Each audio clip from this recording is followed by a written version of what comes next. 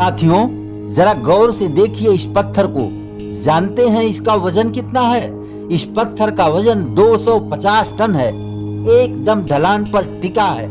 हजारों साल से न कभी हिला और न गिरा। यह जगह है तमिलनाडु के महाबलीपुरम में। इसे कहते हैं कृष्ण का लड्डू या कृष्णा बटर बाल।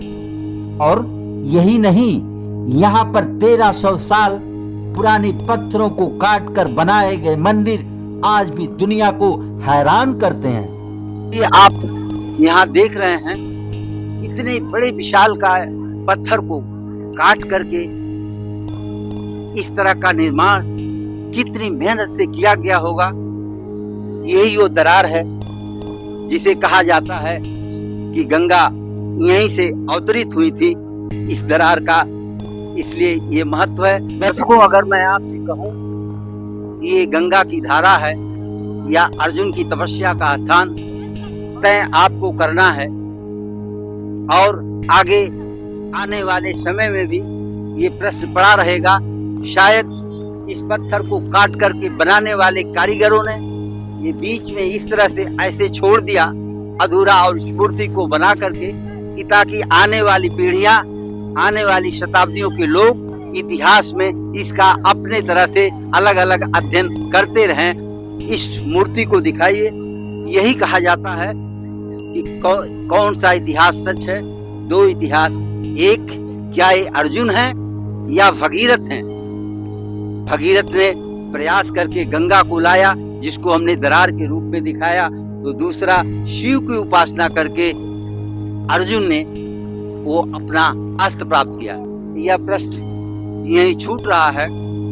आगे आने वाले समय में दर्शक तय करेंगे, इतिहासकार तय करेंगे और तय करते चले आ रहे हैं।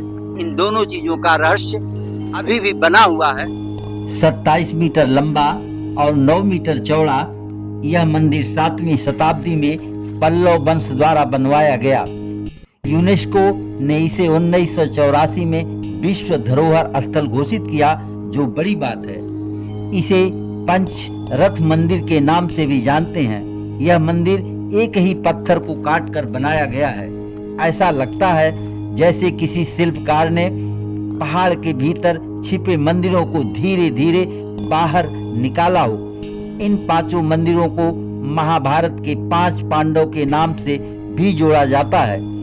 धर्मराज रथ, भीम रथ, अर्जुन रथ, नकुल सहदेव रथ और द्रौपदी रथ। लेकिन इतिहासकार बताते हैं कि ये सिर्फ धार्मिक पहचान ही नहीं, बल्कि उस समय के मंदिर वास्तुकला का प्रयोग और अभ्यास था।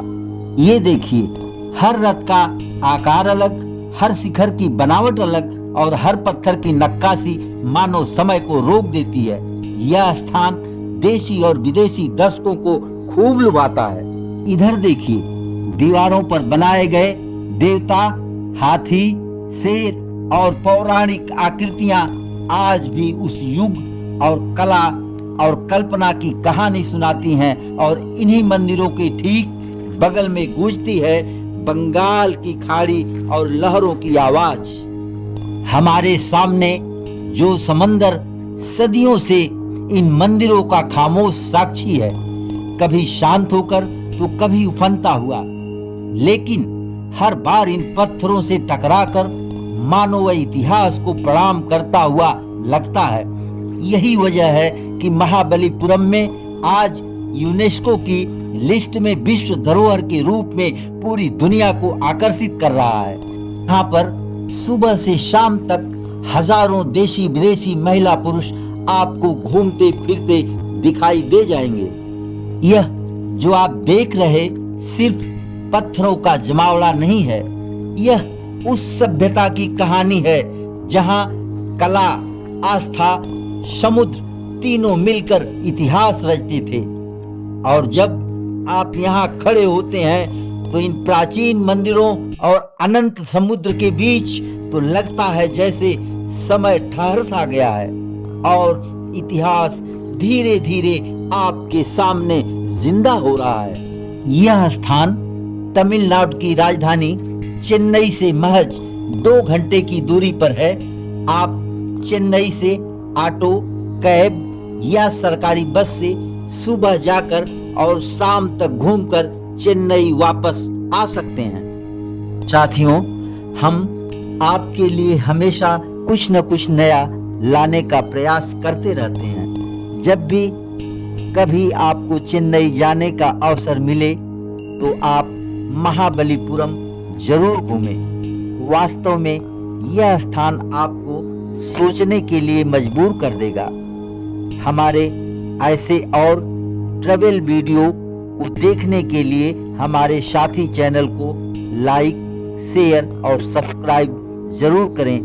वीडियो आपको कैसा लगा कमेंट बॉक्स में जरूर लिखें। धन्यवाद।